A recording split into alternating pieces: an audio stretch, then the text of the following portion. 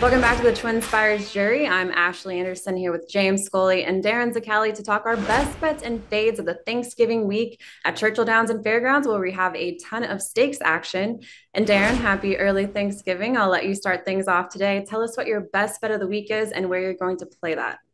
Yeah, I've been a fan of this horse since the actually two starts back, and Runaway Storm, who's running in the big stake race at Churchill Downs on Sunday, which is the Commonwealth Turf Stake. A lot of people are going to look at this horse and say, well, if I wasn't there for the wedding, don't be there for the funeral, which is the adage of if you're not there when the horse is 15-1, don't be there when the horse is 5-1. But this horse came out of the Virginia Derby and ran what was a sensational race, showing tremendous early speed despite really quick fractions, hung around for third.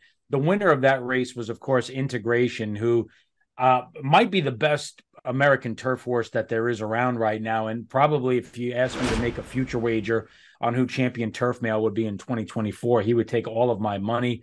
He came out of that race to run last time in a stake at Keeneland, where he was not able to show his customary early speed because he got off to a terrible beginning. He moved to the outside on the backstretch, circled up the field into strong fractions, sustained that run through the stretch, and was able to get his head down on the wire in what was a very professional win in which he overcame a lot of adversity. You're not going to get the price this time around. I just happen to think this is a real quality horse, and I'll keep going back to that race that he ran against Integration. I'm looking for him to come back with another big effort in the Commonwealth Turf Stakes on Sunday at Churchill Downs. A spectacular weekend of racing there, Ashley. All right. Well, James, what's your best bet this week? Well, I like Darin's pick. We've talked about Runaway Storm before, and I'm a fan of his as well. But my best bet of the weekend is number one, Stop the Press in race 8 at Churchill Downs on Saturday. This is a basically throw out the first effort. This was a well-meant Uncle Mo colt who had a bunch of bullet workouts. He showed up for his debut on October 26th at Keeneland, and basically had his last 2 works were from the starting gate, and 3 of his last 4 were from the starting gate. That's always one of my favorite handicapping tips for playing firsters. Horses that have back-to-back gate works, like a bunch of recent gate works, are having some kind of issue with the gate, and they typically don't break well at first asking. No surprise, Stop the Press as the 5-2 favorite, broke in a jumble, got all roughed around, bumped around. It was all frustrated early. He split the field in 6 that day, a big field, and he's going to come back and run much better at second asking. I'm not surprised to see Tyler Gaffalione take the mount on this colt. It's a $1.5 million Uncle Mo's son. He's listed at 10-1 on the morning line. I got a feeling he'll get bet down a little bit from that price, guys, but I think he's going to run a lot better. That's just the perfect learning experience. One thing that these trainers can't duplicate in the mornings in their workouts is breaking from the gate in the afternoon. A lot of horses that break poorly the first time learn what it's all about, have no issues the second time, and I'll look for Stop the Press to graduate at second asking on Saturday, Ashley. Well, I hope you get something close to that price. I certainly like it at 10-1. And I'm going to go over to Fairgrounds on Thursday in the Thanksgiving Classic. And I like number 7, Super Ocho, at 5-1 in the 6 furlong sprint. This is the lone true pace setter in the field. If you go by Brisnet past performances, he's the only horse designated as an E-type.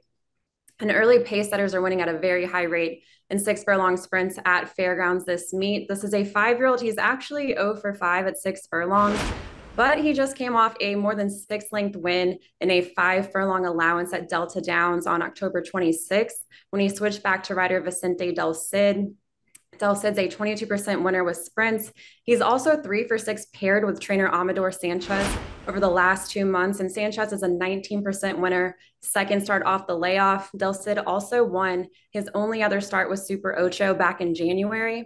It was a 5 furlong sprint, and he won by more than 5 lengths going gate to wire. I like that pairing, so I'm going to back them over number 9, Miles Ahead, at 2-1. He hasn't won in 6 starts, and in his only race at Fairgrounds, he ended up finishing, I think, a distant 5th. So going Super Ocho here. I like that pick as well. I think Miles Ahead is vulnerable in that spot, so I'm sort of keen to take him on as well. All right, well, let's talk about the horse we're fading at a short price. Who do you have, James? I'm going to go with my best fade is First Mission in the Clark Stakes on Friday at Churchill Downs. First Mission is a colt that flashed town earlier this year, breaking his maiden and then winning the Lexington narrowly over Arabian Lion. He came back and was entered in the Preakness, but sustained an injury and had to be scratched. And when he came back on October 14th at Keeneland, he was bet down to odds on 2-5. And I thought it was a very inauspicious performance. He was all out to get the win. 3 horses all together. Seemingly the race, nobody, was just up for grabs. In fact, the top 4 finishers were separated by less than a half length. And First Mission speed ratings dropped 10 points from his previous effort. It was same track, same distance, 10-point drop. That's not what I like to see from a short price favorite in his last outing, who then has to step up in class and step up to a 1.8 distance that might be a little bit tricky for him. I'm not convinced he's a 9-furlong horse yet, and I will let First Mission beat me at short odds in the Clark Stakes on Friday, Darin. Yeah, I think I know somebody who faded him last time at 2-5 and almost looked very smart in doing so, but almost only counts in horseshoe and hand grenades, as we know. I'm going to go to the fairgrounds in a tough 2-year-old allowance. I'm going to fade Because the Night. And just because I think the horse is going to be wildly overbet off the last trip. Not that the horse can't win, but the debut was a 6-length victory in an off-the-turf event at Horseshoe Indianapolis, in which I've seen standardbreds get down to the half mile faster than they did in this particular race at Horseshoe Indy. Then came into the race at Colonial and the Kitten's Joy, where did catch traffic and did finish with run. But if you go back, you watch that race, he's coming out of a stake into an allowance. He caught trouble. I just think that his chances of winning the race are not going to be reflected by the win odds. I think this horse is going to be under 2-1, and I don't think he's 35-40% likely to win this race. I think it's a competitive field. His speed figures are not particularly strong, guys, in either of those 2 efforts. So I'm a little bit dubious at the short price that we're going to have to take for the major connections. So because of all those reasons, I'm going to fade Because the Night, and what is probably another bold fade. But I'm going to take a chance against him at a short price, guys. Yeah, like that a 64 and a 67 Brisnet speed rating. I actually kind of like the other Brad Cox runner, Benvolio, but Marcelina Pedrosa is picking up the mount on Because the Night. So kind of makes me think that must be the stronger horse, but certainly like that fade as well.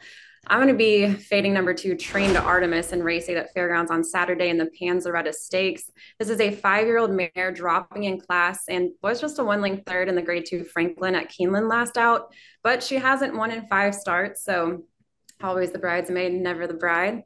Got to throw in my own adage there, but I stole it from James last time. The other reason I don't like Train to Artemis, she's making her first start for John Ennis, who's 0 for 17 with horses making their first start with a trainer. He's also 0 for 26 in non-graded stakes, and I don't think there's been an official workout recorded for Train to Artemis since her last start for Kelly Breen, so I'm skeptical on this morning line favorite. I much prefer the second choice on the morning line, number 5, Karimba at 7-2. 4 for 7 from the distance, has a second and a third from 7 tries at 5.5 furlongs on the turf. And I also think number 9, Redefined, is an interesting long shot for Michelle Lovell. She just won by more than 3 lengths at Churchill in her second start since transferring to Lovell's barn. So I think she has a chance to improve second start off the layoff here, and I'll look to those horses instead.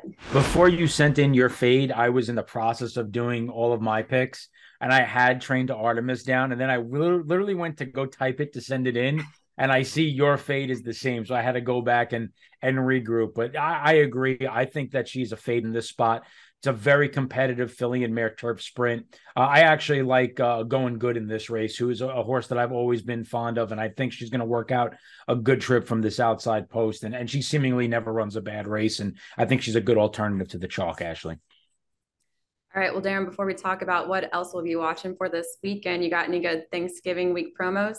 Oh, of course we do. Yeah, it's closing weekend at Churchill Downs. So we've got 2 promos. We got the 10 times wager rewards points. We've got the $2,000 daily hit it and split it on the late pick 5 as well. So we got both of those promos going through the end of the meet. We also have a Fairgrounds $2,000 challenge on Saturday, November the 25th, where you have to bet $10 or more to win on the selected races in the offer. and the person or people that have the most winners will share in a $2,000 prize. That's this Saturday at the fairgrounds. And we won't get into exactly what the promos are, but I will just caution you and let you know when we have meet and certain meets start to end and meets begin, like we have Turfway starting in Gulfstream and Oak Lawn coming up. So be sure to pay attention to the promo page next week and the weeks to come to see a brand new slate of offers as well. But we do have 3 good ones to close out the Churchill meet and at the start of this fairgrounds meet as well, Ashley. All right, and Darin, tell us what else you'll be watching for this week. And I think maybe some harness is on your radar. Yeah, there's a really cool story this weekend in harness racing, and it's happening at the Meadowlands. There's a horse by the name of Confederate, who is one of the best 3-year-old pacers that we've seen in a generation. He's only been beaten once all season, and it was a completely trip-compromised race in the North America Cup. What's happening is he's facing older horses in the FanDuel Championship this Saturday at the Meadowlands. Now, why is that significant? Well, it's not like thoroughbred racing where 3-year-olds beat older horses in the fall of the season often. In fact, this will be the first time that a 3-year-old pacer would beat an older pacer in a major stake race in 43 years. It has not happened since Niatros did it in the American Pacing Championship at Hollywood Park, which, believe it or not, used to host harness racing back in 1980. So it's a really cool story. He's drawn post 9. He's got to face By the Missile and Tattoo Artists, who are in post 3 and 4, who are the 2 best older pacers in the country. But if it can be done, it's a piece of history that hasn't been done in my lifetime, which is pretty astonishing to say. So I'm really looking forward to it. It's an exciting event at the Meadowlands on Saturday. They have 4 of these championship races. There's a 3-year-old in each of them facing older, 2 trotters, 2 fillies and mares, 1 pacer, 1 trotter, and then there's 4 2-year-old championship races as well. It's a stellar night of racing Saturday night at the Meadowlands. I'm really looking forward to it, guys. I'm old enough to remember Niatros. It does seem like a lifetime ago. That would be something. I did not know that about 3-year-old pacers taking out older horses. That's great trivia, great info there. My what else is going to be in the Kentucky Jockey Club on Saturday, Road to the Kentucky Derby points qualifier. 4 of the 8 runners in the field have stakes experience. And I've been underwhelmed by all 4 horses' performances so far, including that of 2-1 favorite Risk It and the Iroquois. And I'm going to look for somebody else. I'm going to look for a new face sort of in the crowd, a maiden or allowance type. And the one horse I want to mention I'm intrigued by is number 2, Honor Marie. Now, this is an Honor Code colt, bred for 2 turns, broke his maiden first time out at 6 furlongs from off the pace, left himself too much to do behind a really nice colt, I think, Otto the Conqueror for Asmussen last time, finished a rally in second. I think he'll love to stretch out in distance, could get the right lively setup for his late run. I'll also use Real Men Violin, who just won an off the pace maiden race at Churchill, and Stretch Ride, who's coming off maiden and allowance wins for Dale Romans. I'm going to try to beat the runners with stakes experience, and I'm really excited to see this Stars of Tomorrow 2 program on Saturday, Ashley. Yeah, I like Real Men Violin. I thought he looked really good and, breaking his maiden. It took him 5 tries, but he had a 105 late pace figure, certainly bodes well for stretching out here. So he's my pick in that race. And I wanted to talk about the Road to the Kentucky Oaks. We have the Goldenrod, a grade 2 event for fillies, and probably going to come down. A lot of the money is going to come in on the Brad Cox runner, number 7, West Sunset at 2-1. And number 8, Torpedo Anna, is 8-5 for Kenny McPeak. Both of them are unbeaten, but I'm actually interested in number 5, Central Avenue, at 5-1. This is a Godolphin homebred, a street sense filly out of an AP Indy mare, and she broke her maiden on debut, racing 7 furlongs, and then finished second, got up late to finish second to Just FYI in the grade 1 Frizette last out. Obviously, Just FYI just came back to win the Breeders' Cup Juvenile Fillies. So I'm interested to see how, Central Avenue comes out in this race. I think she's got a shot, and I'm going to take a chance with her at 5-1. Do you all like I wish you well, because I think Torpedo Anna is an absolute monster. Oh, yeah. We'll see. I mean, I'm going with the closer here, so she gets the right setup. Torpedo Anna is running back really, really quick, which is a bit interesting. She ran back in 2 weeks between start 1 and start 2, and now she's running back in 2 weeks again. So when you have a 2-year-old filly who's running these monster races and putting up these huge speed figures and running this quickly, it's a little bit of a question mark, because you figure eventually, if they're not a monster, they're going to regress a little bit. but you watch her 2 starts. It's hard. It's hard not to like her because I thought that the Goldenrod was a more compelling race than the Jockey Club. I am intrigued by some of these fillies in there. There's a lot of talent in here for even sure. that Arrogate filly for Cherie DeVoe. I thought, I just thought after that race, that Purloin, she's just going to keep getting better and better. So good field in the Goldenrod. Yeah, we'll see what happens. All right, that's all the time we have today for the jury. We wish you all a happy Thanksgiving, and we'll be back next week with more best bets and fades.